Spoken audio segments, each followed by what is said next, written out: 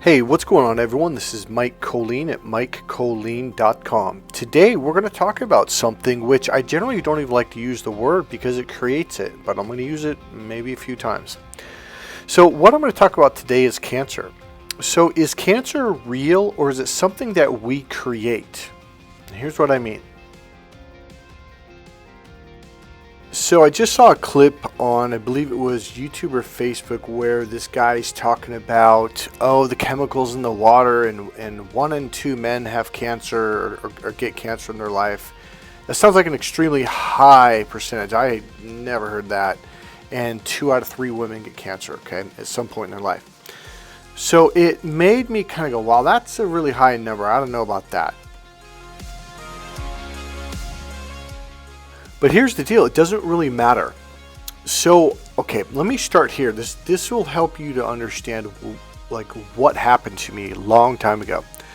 So in college, I was in, I believe it was argument and debate class, and what we had to do was we had to write down something that we were totally against when we thought was wrong and all this stuff, and then we were going to have to go do the research. So she goes, write it down, and she put it in the bag. She goes, okay, so what was the thing? And she'd pick the thing out, and okay, and let's say it would have your name on. Okay, so you believe that cigarettes cause cancer? And I was like, yeah, absolutely, because my grandma's twin sister had died from it, and quite a few people over the years, and it was really upsetting to me. I hated cigarettes, and I think that was one of the things. It was something that you absolutely hated, and it was, to me, it was cigarettes. So she goes, okay, then what you have to do is for the next 2 weeks, you're going to have to do research to prove that cigarettes do not cause cancer. And I was like, wait, what? But I don't believe that.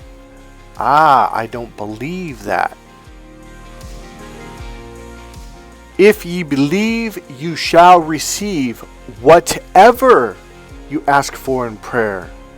If ye say unto this mountain, throw yourself unto the ocean, it shall be so. So in argument debate class, we basically had to learn what lawyers had to do. We had to prove a case even if we didn't believe it. So we had already learned how to use the library and the research materials and how to research and look for evidence and stuff, okay? So here I was. Now, I was this kind of person that I committed to anything and everything. And I don't know, maybe there was some kind of reward if you won or whatever it was. Maybe you didn't have to compete in the next argument debate and do research. I don't remember what it was, but for whatever reason, I was like, I put my heart and soul into it. I was like, okay, I'm going to do this. So I start going to the library and I start looking for evidence to prove that cigarettes don't cause cancer. Now, you got to understand, this was completely against anything I'd ever believed in my life. But what it did was it opened my mind up to see the other side. So I started finding all of these research, all these studies, and I mean of actual cases where people had smoked cigarettes since they were children, teenagers, had smoked a pack or 2 packs a day, and they were 90 years old and they never had cancer. Instead, they died of a heart attack, or they got ran over by a car, or something completely that had nothing to do with cigarettes or cancer. They died of natural causes. They fell asleep and just never woke up. Stuff like that. And I just kept looking at all these cases.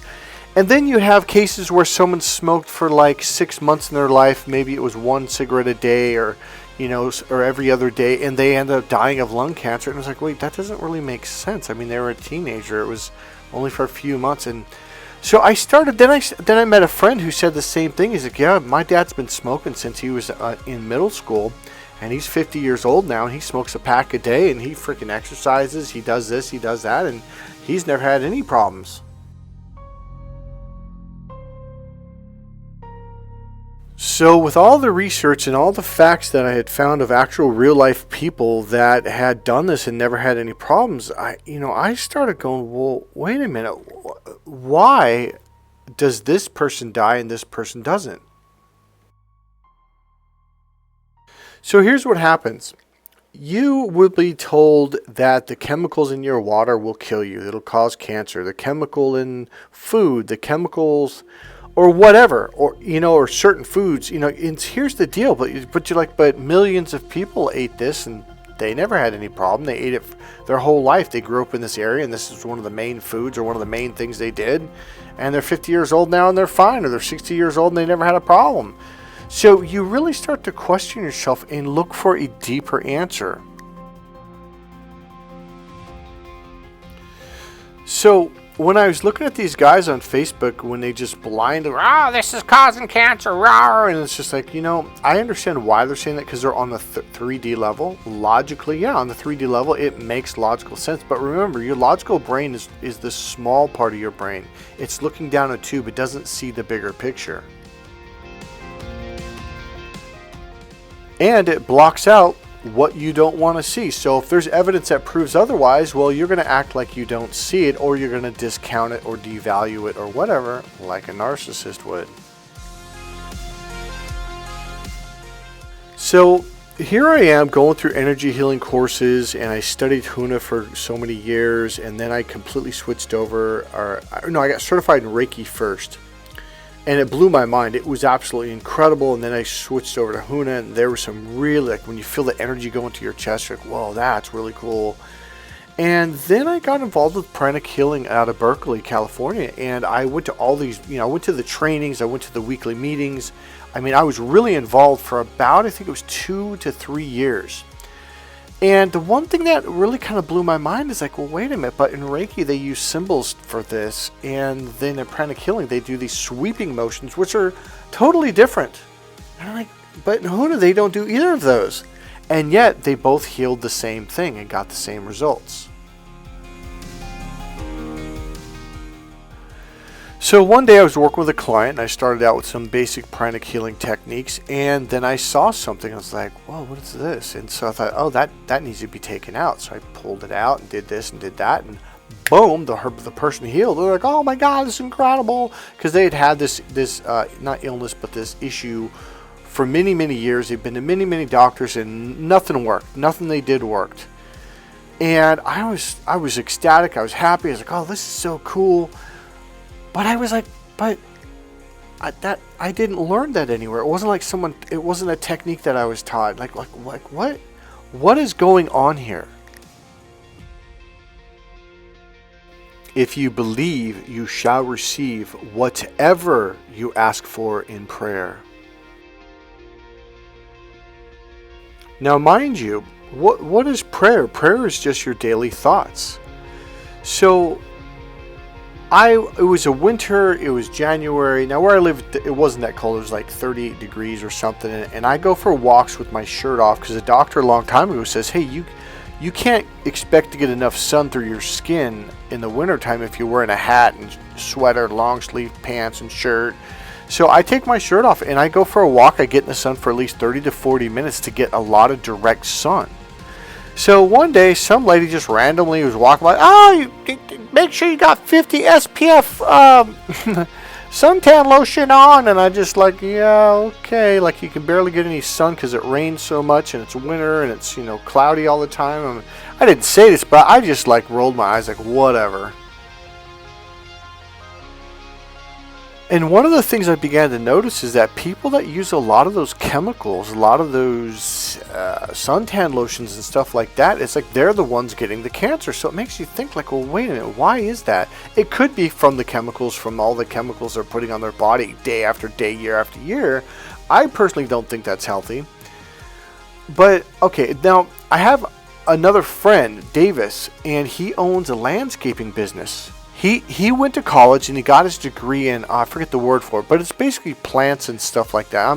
I actually took, I don't know if it's ornamental horticulture, but I took that in high school for science because I didn't want to take the science class because I thought it was going to be easier, but it turns out you had a test every day, which was unbelievable. So I had mentioned that to him. I keep hearing these people saying this. He goes, no, that's just bullshit. Now, he was a good 54, 55 years old at this time. I go, what do you mean? Here's Michael. I work out in the sun every single day for 4, 5, 6, 7, sometimes 8 hours a day. Every day.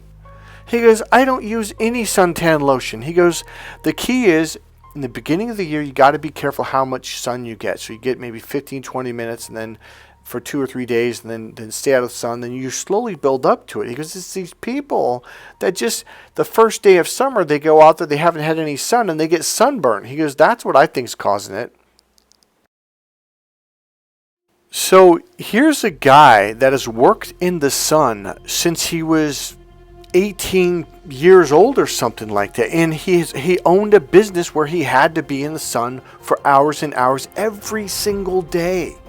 He goes, I've never had a problem with it. And you hear all these people, he goes, Michael, the sun is nourishing. It nourishes your skin. You get energy, vitality from the sun. It's good for you. So what are his beliefs?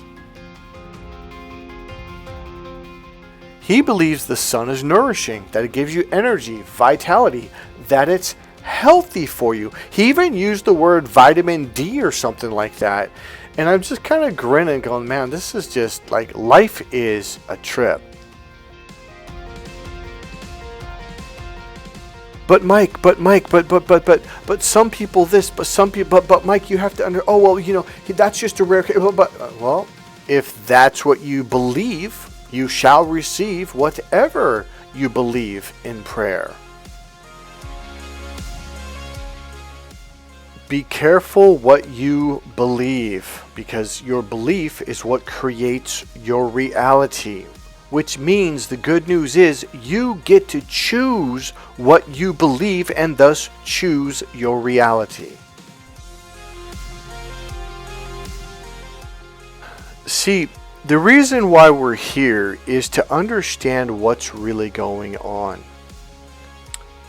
So you hear a lot of people knock religious people, because I think religious people are at the state of belief and faith. And here's what I mean. So there's one thing of saying, well, this is what I believe. But then there's the next level of knowing. So I'm at that space of absolutely knowing. So if I'm like, well, I've just got a ton of faith around something. It's not even faith, because faith means you don't really know. What I mean if I say something like that is, I absolutely know this is true. For example, 1 + 1 = 2. I don't believe that. It's not like, well, I have faith. I know that. I'll take one apple, put it next to another one, boom, you got 2 apples. All I am saying is, over the years of all the energy healing things that I've done, of everything that I've learned, all these spiritual experiences that I've had and created, it all came down to just knowing, oh, well, this is just the way it is. And that's the way manifestation works. If you believe it in the sense of, oh, I know it. If you can get your body and your energy, your emotions to feel like, oh, I own that car, it comes. Absolutely. And that's the secret to all of this. Now, you do this on such a deep level on a daily basis that you don't even realize you're doing it. You are constantly, well, I believe this and I think that this is true, and thus, therefore, for you, it is. But for other people, it's not at all. You know what you should do? You should actually open up to other people, things that they say, like on YouTube or social media, or strangers that you meet, or even people that you know that have a completely opposite belief to you. And yet, even though you don't believe that, their experience is that they experience that, and that is what comes into their world because they believe that. One of the things I've learned over the years is, no matter what you study, in the beginning it's going to be complicated, you're not quite going to understand it, but when you get to the point where you see the basic core patterns, you're like, oh. So for example, one of the basic core patterns of every single thing, everything, the breath you breathe, the air, the oxygen, the water, molecules, atoms, everything comes down to one thing: energy. Energy is directed by emotion. Period. If you emotionally feel that you own a car, boom, it pops into your reality. Sometimes you don't even have to pay for it. Sometimes it'll, boom, someone just gives it to you, or something like, whoa, like how come I got this car all of a sudden? Okay? Yeah, of course it always comes out of left field, but that's kind of the point. It's like, whoa, like I didn't even know that person, and all of a sudden I've got an auntie that I never knew, and she's giving, okay, I'll give you an example. All right. So there's a book I read whenever I need money. It's called The Magic of Believing by Claude M. Bristol. And I wanted a certain amount of money to pay off I had some credit cards, and they had like a high interest, and I was like, oh, screw this. I just want to pay it off. So I think I had like $2,500 or $2,100. So it wasn't a lot of money, but I just don't like having credit card debt. So I imagined that magically, deliciously, someone out of the clear blue sky dies, sends me money, and it's enough money for not only to pay that off, but also to leave me an extra $600, $700, $800. Sure enough, magically, deliciously, some lady that supposedly, now watch this, that was my dad's babysitter had died.